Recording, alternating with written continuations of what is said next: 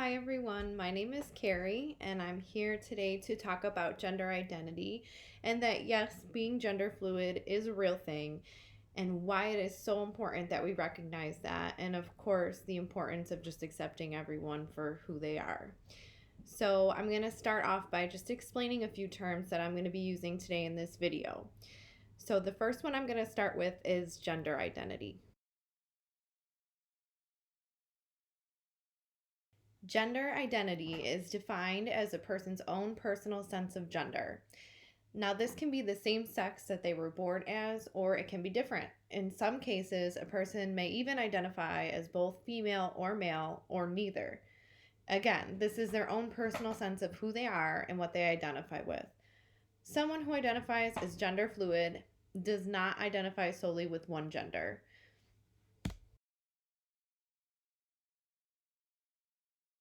Transgender is defined as someone whose gender identity is not the same as their sex at birth. Non-binary is defined as someone whose identity doesn't fall into a category of either male or female. One point I want to stress about gender identity is that it has nothing to do with whether a person is straight or gay. Gender identity has to do with a person's internal feelings about themselves rather than how they feel about other people.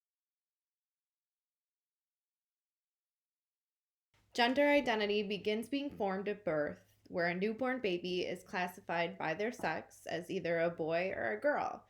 It continues to be formed when boys and girls are rewarded or punished for different behaviors. It also continues to be formed as children learn from their parents. As children grow and mature, they begin to form their own ideas about gender identity. Recognizing a person for what gender they identify with rather than their physical born gender is very, very important. Most people will let you know their preferred pronouns. Some may prefer she or her or he, while others may prefer gender neutral pronouns such as they, them, or their. Others may just prefer you to use their actual name instead of a pronoun. Recognizing someone as their preferred gender rather than the gender they were born with is an extremely important step in acceptance and understanding. Acceptance and understanding of a person's gender identity can have a huge impact on a person's mental health and well being. The American Psychiatric Association's Diagnostic and Statistical Manual of Mental Disorders, or DSM 5, classifies gender dysphoria as a psychiatric condition. The condition is characterized by clinically significant distress or impairment arising from marked differences between one's assigned gender and one's perceived or experienced gender identity. The APA stresses that gender nonconformity itself is not a psychiatric condition, only if it is causing significant distress to the individual.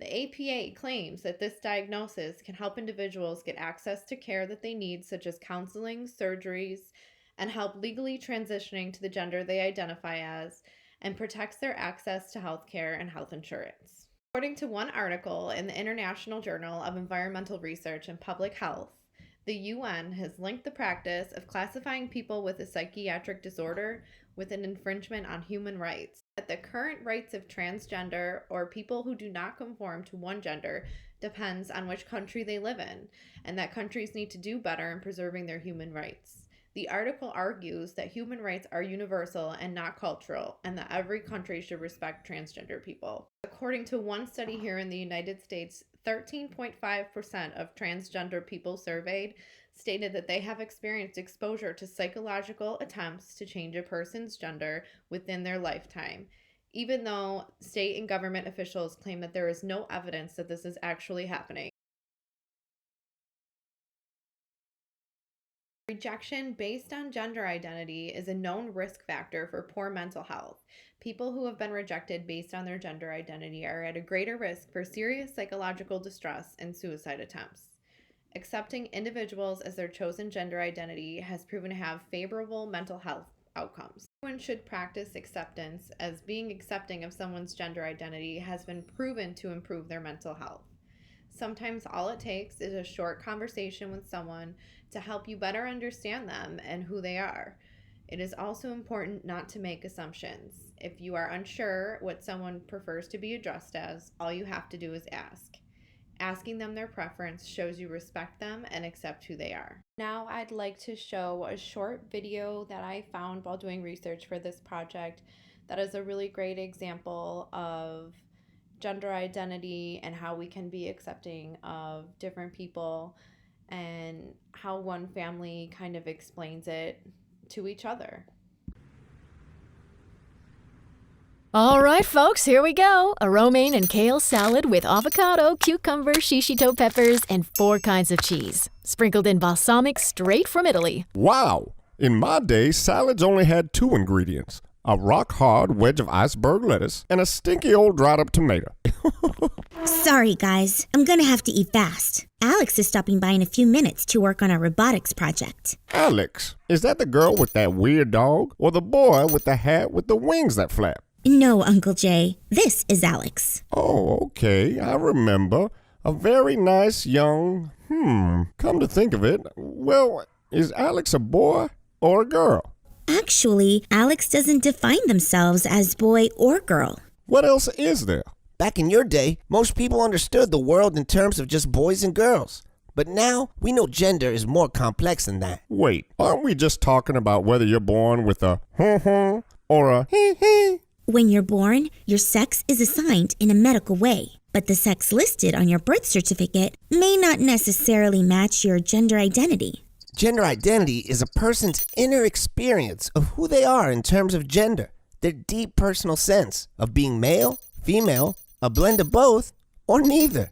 And while many people have a gender identity that's the same as their assigned birth sex of female or male, that's not always the case, because gender exists on a spectrum. Like transgender, which means a person whose gender identity is not consistent with their assigned birth sex.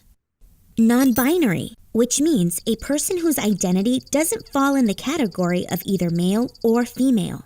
And genderqueer or gender fluid, which means a person who does not identify themselves as having a specific gender at all. Does gender identity have to do with being straight or gay? Actually, no. Gender identity has to do with the way you feel about yourself, while sexual orientation is based on the way you feel toward others, the people you may or may not be attracted to. You know, I really like Alex, and I can tell they're a good friend to you. But I'm still pretty confused about all of this. That's okay. You don't have to fully understand someone to respect them. To start, try not to make any assumptions about a person's gender, and use the name and pronouns that they ask you to.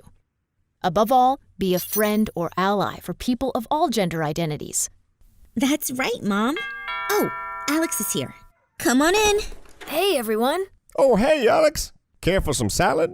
The balsamic's right from Italy, you know.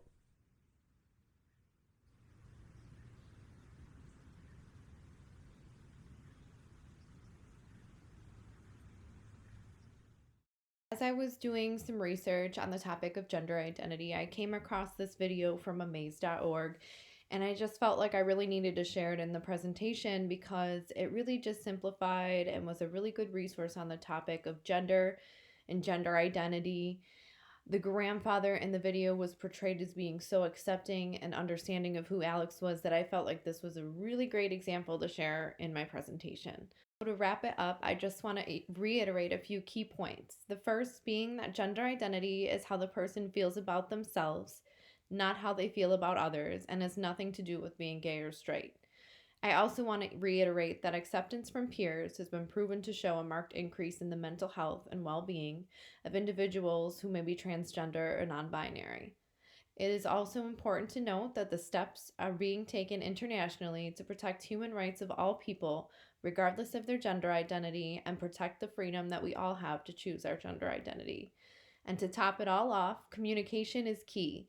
If you are unsure about someone's preferences, just ask them. Keeping communication open is a huge part of helping others feel accepted for who they are and shows that you have respect for them. Thanks for listening. Have a great holiday.